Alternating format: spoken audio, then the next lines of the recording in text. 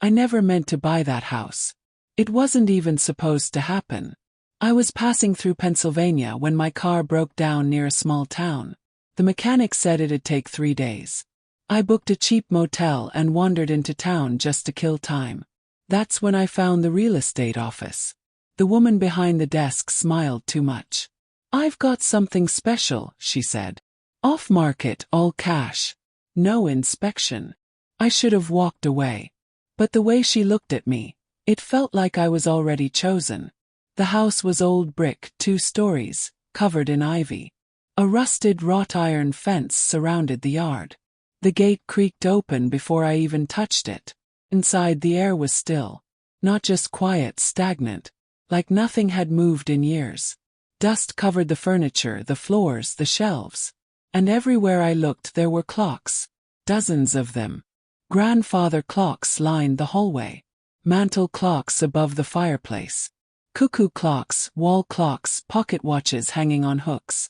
Each one different. None of them ticking. None of them showed the same time. I tried to move one off the wall, but a sharp pressure hit the back of my head, like a migraine building in reverse. The moment I let go, it faded. So I left them all alone. That night I couldn't sleep. The silence in the house wasn't natural. Felt like it was watching me. Around 3:12 a.m. I sat up wide awake. I didn't know why. Just suddenly alert. That's when I heard it. Ticking. Very faint. Scattered. Like dozens of tiny clocks waking up. I searched the house. None of the clock hands had moved. But the ticking followed me, no matter which room I entered. Then it stopped. And the silence came back. Heavier this time. The next morning I asked a neighbor about the house. An old man walking his dog paused when I mentioned the address. "Used to belong to the clockmaker," he said. "Strange fellow. Kept to himself. People said his clocks never stopped, even when the power went out. He died in there. Alone." Asked how long ago. He just stared at me. "Long enough that house should be empty."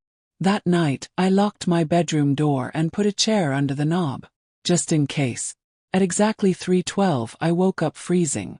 My breath fogged in front of me. Every clock in the house began to chime. But not 12 times. 15. I couldn't move. The air felt like concrete pressing down on my chest. I heard slow, deliberate footsteps in the hallway. Scratching. Long, patient scratches on the bedroom door. I shut my eyes. Didn't open them until morning. When I did, the clocks had all moved. Every one of them now pointed to 3:12. I left the house that afternoon. Booked another motel 2 towns over. Tried to list the place online, but the photos all uploaded distorted. Blurred, glitched, as if the house refused to be seen. I contacted a local priest. He showed up but wouldn't enter. Just stood at the fence and whispered something before hurrying off.